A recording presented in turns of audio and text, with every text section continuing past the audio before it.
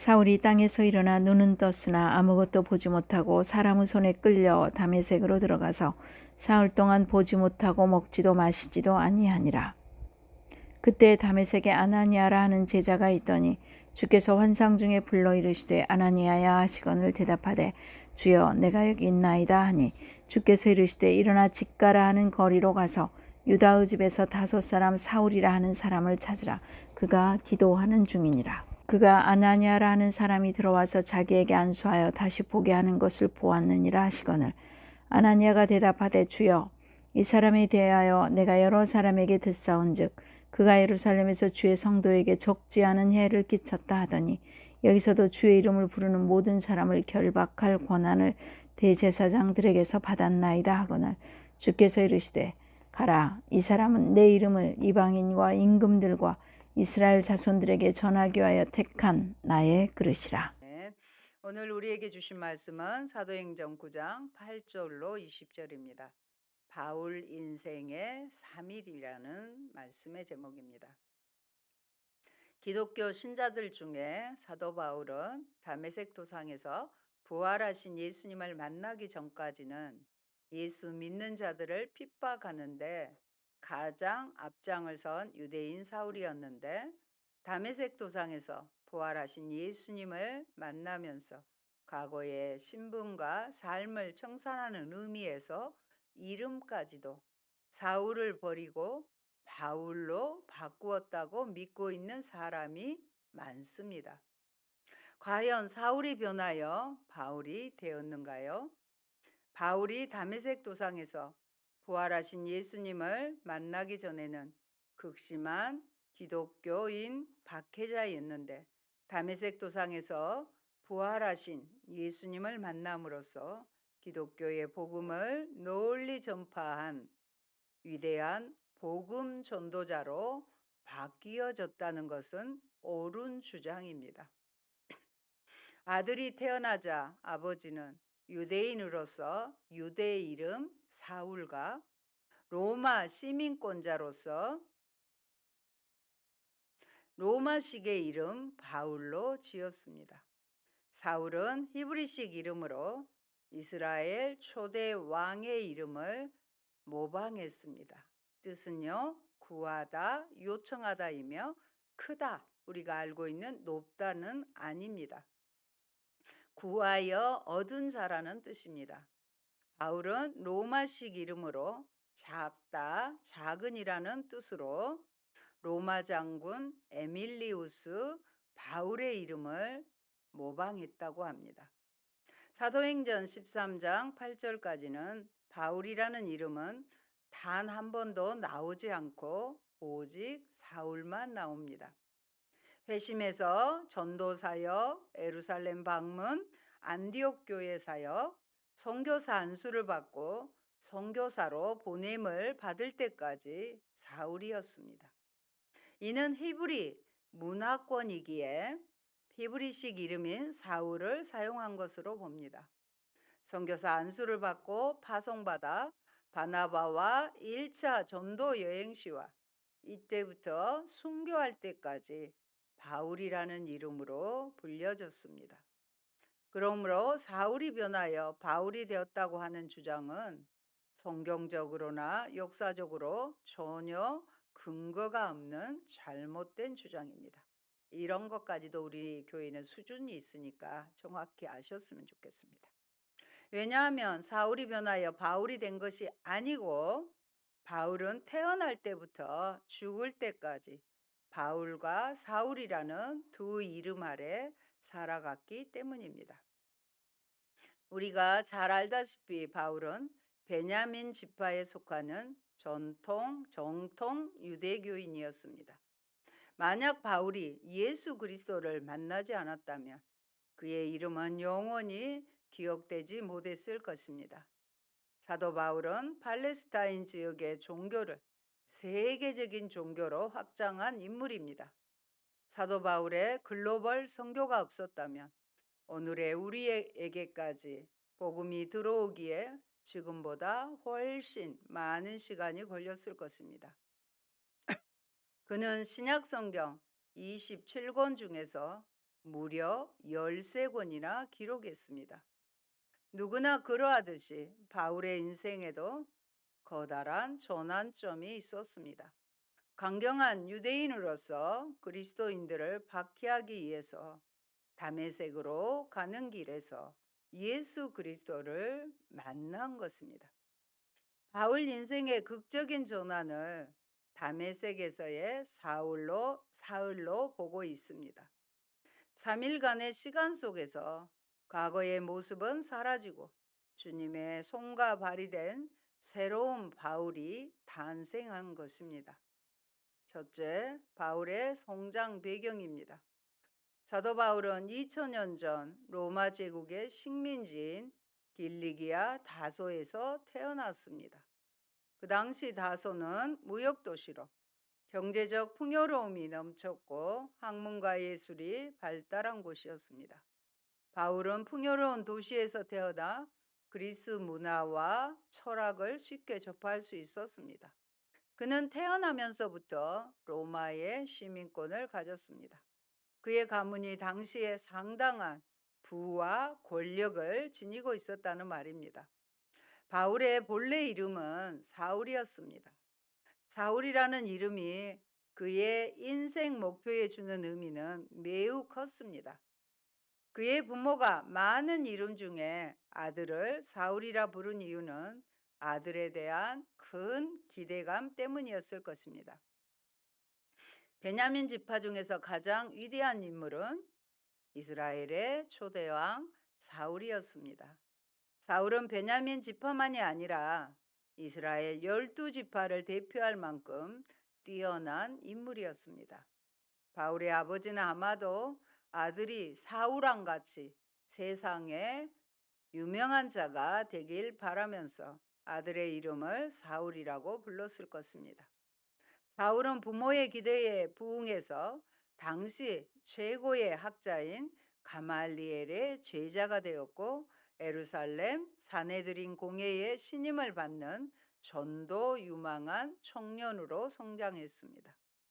특별히 그는 유대교가 말살하고자 하는 그리스도 교인을 핍박하는데 선봉에 섰습니다.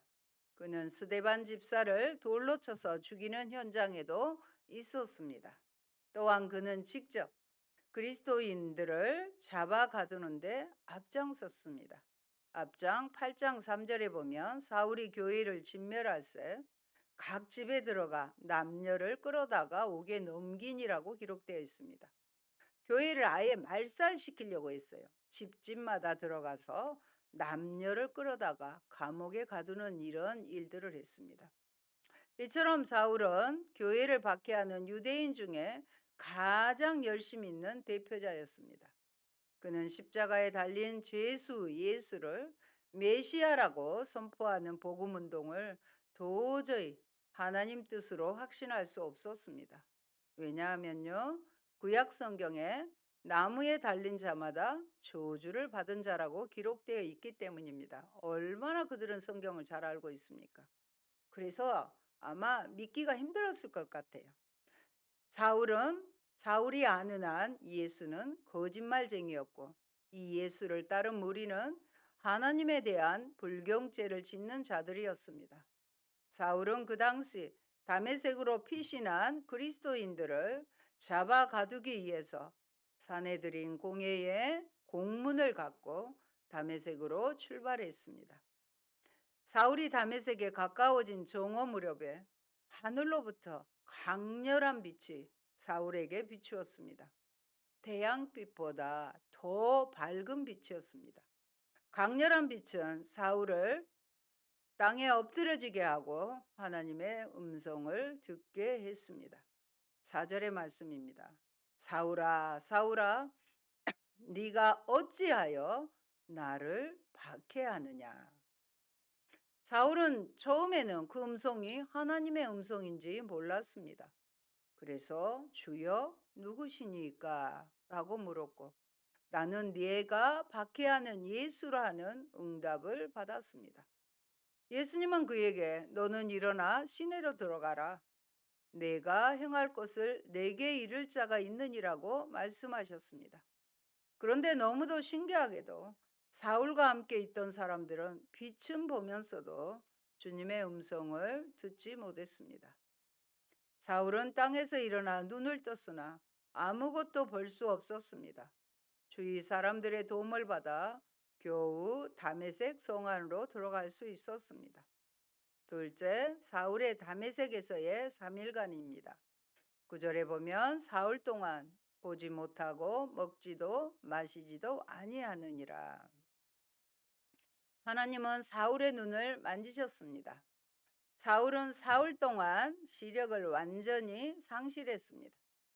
사울은 길 위에서 주님의 음성을 듣고 사람의 손에 의해서 다메섹에 들어갔지만 그 후로는 아무런 도움을 받을 수 없었습니다. 예수님은 사울에게 시내로 들어가면 내가 행할 것을 말할 사람이 있다고 했지만 아무도 나타나지 않았습니다. 그를 기다리는 사람은 없었습니다. 그는 절망적인 사흘간의 시간을 보내야만 했습니다. 요나도 고레배 속에서 얼마나 절망적이었겠습니까? 거기 바다까지 내려가야 되는 것 같아요. 사울에게 다메섹에서의 3일은 사망에서 다시 태어난 거룩한 시간이었습니다. 저도 며칠 전에 망막이 떨어져 눈을 껌뻑일 때마다 눈 안에서 번개불이 번쩍였고 날파리가 여러 마리 날아다녀 집중을 하기가 힘들었습니다. 낮에는 낮보다는 밤에 불빛이 번쩍이는 현상이 더 심했습니다. 3년 전쯤에도 이런 증상이 있었는데 다시 발병하니까 당황스러웠습니다. 눈동자를 여는 산동이라는 과정을 통해 망막의 상태를 봐야 하는데 어느 쪽이었는지 기억하지 못해 두 눈을 다 열고 레이저 시술을 하였습니다. 이번에는 증상이 더 심했는지 10여 차례를 레이저 빛으로 쏘았습니다. 나중에는 따끔거리는 정도를 넘어서 참기가 어려운 통증이 있었습니다. 돌아오는 길에 트럭에서 봄꽃 화분들을 팔고 있었는데 초점이 맞지 않아 뿌옇게 보였습니다. 그런데 사울은 사흘 동안 갑자기 레이저보다 더 밝은 빛을 쏘였으니 얼마나 답답했겠습니까? 그때 망막 색소 변성증으로 한쪽 눈에 실명이 오고 점차 시야가 좁아지는 지인이 생각났습니다. 연락을 했더니 지인은 오히려 잘 먹고 눈 관리 잘하라는 말로 당부를 했습니다. 이분도 살다가 눈을 못 보고 시야가 흐려졌으니 미리 어려서부터 훈련이 된 것도 아니고 얼마나 답답하겠습니까? 여러분, 왜 주님은 사흘 동안 침묵하셨을까요? 왜 주님은 그를 알아볼 수 없는 흑암 속에 내버려 두셨을까를 묵상해 보았습니다. 과거에 사울이 철저히 죽어야만 했습니다. 사울이 완전히 죽어야 할 시간이 3일이었습니다. 예수님이 십자가에 죽으신 후에 3일 동안 무덤에 계셨듯이 사울도 사흘 동안 죽어야 했습니다. 사울은 사흘 동안 먹지도 마시지도 아니했습니다. 그 스스로 죽음을 자청한 것입니다.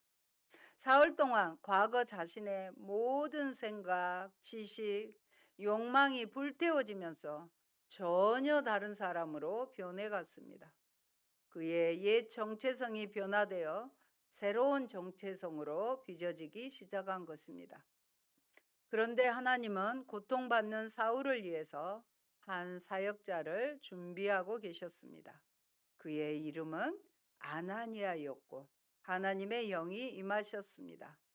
사울은 육신으로 보면 이제는 앞을 보지 못하는 사람이 되어 남의 도움이 없이는 한 발짝도 나갈 수 없는 사람이 되었습니다. 먹지도 않아 몸이 초췌해져 있고 아무도 찾지 않는 순간에 그를 찾으신 분은 하나님이었습니다. 남들의 눈에는 버려졌지만 하나님의 눈에는 준비된 사람이었습니다. 사람들은 바울을 보고 이제 끝났다라고 했지만 하나님은 무슨 소리? 이제부터 시작이다라고 하셨습니다. 우리도 순간순간 나는 끝이야. 나는 이제 못해라고 하지만 하나님은 이제 시작이다라고 얘기하고 계십니다.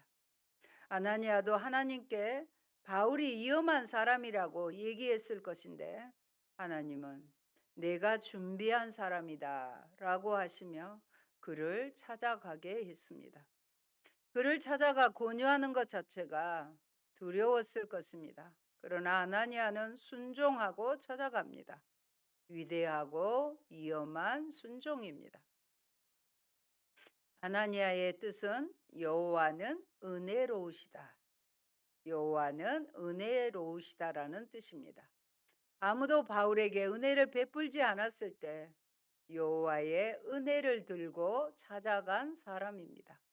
그런데 참 안타깝습니다. 아나니아를 아는 사람이 거의 없습니다. 대부분은 안 좋은 기억인 아나니아와 삽비라를 떠올리지만 하나님이 쓰실 위대한 사람 바울을 찾아낸 사람이 아나니아입니다.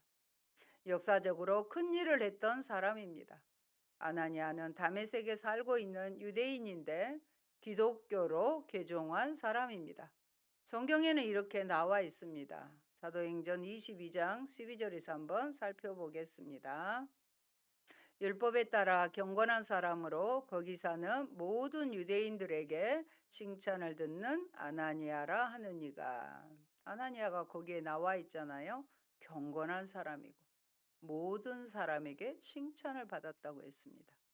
유대계였고요. 기독교로 개종한 사람임에도 불구하고 유대교하고 기독교는 하나 되기가 힘들잖아요. 그럼에도 불구하고 율법에 충실한 모든 유대교인들이 그를 칭찬했다는 것은 성품이 정말 좋은 사람이었다는 것입니다. 그 아나니아에게 다섯 사람 사울에게 가서 안수하여 다시 보게 하라라고 명령하셨습니다. 다시 보게 하라라는 말씀은 사울의 인생의 변화를 말합니다. 아나니아가 사울을 찾아가서 안수하자 그의 눈에 비늘 같은 것이 벗겨지고 다시 앞을 보게 되었습니다. 곧 그동안 세상을 바로 보지 못하게 했던 헛된 비늘들이 떨어져 내린 것입니다. 그렇습니다. 우리의 눈에는 헛된 비늘들이 덮여 있습니다. 우리는 눈의 비늘을 벗겨내야 합니다. 곧 사울처럼 사흘간 철저히 나를 죽이는 시간이 필요합니다. 사울은 그동안 욕망과 출세에 가려서 세상을 바로 보지 못하게 했던 비늘을 사흘 동안 벗겨냈습니다. 그래서 그는 작고 겸손한 자, 바울이 된 것입니다. 우리는 누군가를 찾아내야 합니다. 그 중에 가장 먼저 찾아야 할 사람은 바로 여러분 자신입니다. 나 자신을 사용 안 해서 녹수로 없어지는 사람이 되는 것이 아니라 많이 사용되어 닳아 없어지는 사람으로 만드셔야 합니다. 우리 모두가 아나니아로 쓰임 받아야 합니다. 사람을 찾아내야 하고요. 내 자신도 부족하다, 자격 없다고 뒤로 숨지 말고 스스로 나와야 합니다. 여러분, 우리도 참 빛 대신 예수님을 영접하기 전에는 깜깜한 흑암이었고 어둠이었습니다. 그래서 주님 나라의 영광과 하늘에 속한 것들을 알지 못했습니다. 알지 못했기에 구하지도 못했습니다. 광야 같은 인생에서 길 대신 예수님이 안 계셔서 말씀으로 안내해 주시지 않으니 갈 바를 몰랐습니다. 이제는 빛이시고 길 대신 예수님이 내 안에 계셔서 죄로 인해 깜깜한 세상을 밝히고 인생의 목적을 알고 하나님의 영광을 위한 삶으로 우리도 아나니아처럼 쓰임 받아야 하겠습니다. 육신의 모습으로만 보지 말고 영적 소경인 그들을 긍휼히 여기고 눈에 비늘이 끼지 않도록, 우리의 눈에 비늘이 끼지 않도록 주님의 보혈로 눈물로 회개함으로 맑고 아름다운 것들을 볼 수 있어야 하겠습니다. 로마서 1장 1절에 보면 예수 그리스도의 종 바울은 사도로 부르심을 받아 하나님의 복음을 위하여 택정함을 입었다고 기록합니다. 이 말씀을 헬라어 성경으로 보면 가장 먼저 나온 말이 바울로스입니다. 바울로스는 사울의 헬라어 음역이지만 여기에는 중요한 영적인 의미가 있습니다. 바울로스는 멈추다, 쉬다라는 뜻의 파우오에서 나온 말입니다. 바울은 로마에 있는 그리스도인들에게 자신의 정체성을 나는 하나님이 말씀하시면 멈출 수 있는 자다라고 소개했습니다. 로마서의 첫 번째 구절이니 1절이잖아요. 가장 강력하게 소개하고 싶은 말이었을 것입니다. 과거 사울은 자신의 결심과 욕망을 위해서는 절대 멈추지 않았습니다. 한번 하겠다고 결심하면 목에 칼이 들어와도 하는 사람이었습니다. 그런 사울이 사흘 동안의 죽음을 통해서 주님이 말씀하시면 언제 어디서든 멈출 수 있는 자가 된 것입니다. 바울은 로마의 성도들에게 자신을 멈출 수 있는 자라고 규정하면서 동시에 예수 그리스도의 종이라고 소개하였습니다. 종은 헬라어로 둘로스입니다. 둘로스. 종은 모든 특권과 자유를 포기한 자입니다. 쉽게 말해서 자기 생각이 없는 자입니다. 종은 요즘으로 말하면 아바타 정도 되겠죠. 종은 주인의 생각을 자기의 생각으로 여기며 살았습니다. 그래서 한번 마음을 먹으면 어떤 일이라도 해야 했습니다. 그러나 바울로 변화되고 나서는 모든 일에 멈출 수 있는 자가 되었습니다. 바울은 예수님을 만난 후에 한 번도 자신을 높이지 않았습니다. 그는 사도들 중에 가장 학식이 높았습니다. 헬라어에 능통했고 당대의 유명한 학자들과 자웅을 겨룰 만했습니다. 그러나 변화된 사울은 자신을 모든 성도 중에 지극히 작은 자보다 더 작은 나라고 고백했습니다. 점차 바울의 믿음이 성숙해지자 자신을 보통 사람도 되지 못한다고 고백합니다. 스스로를 만삭되지 못하여 난 자라고 했는데 칠삭둥이, 팔삭둥이처럼 미성숙한 나이에 불과하다는 것입니다. 그는 더 나아가 자신을 죄인 중에 내가 괴수라고까지 했습니다. 이것은 무엇을 의미하는가요? 도저히 용납될 수 없는 자가 하나님의 은혜로 구원받았음을 고백한 것입니다. 바울의 고백을 다시 한번 말씀드리겠습니다. 모든 성도 중에 지극히 작은 자보다 더 작은 나라고 했고요. 두 번째는 스스로 만삭되지 못하여 난 자라고 했습니다. 더 나아가서는 내가 죄인 중에 괴수다, 이런 고백을 했죠. 바울의 이런 고백이 도대체 어디서 나올 수 있었을까요?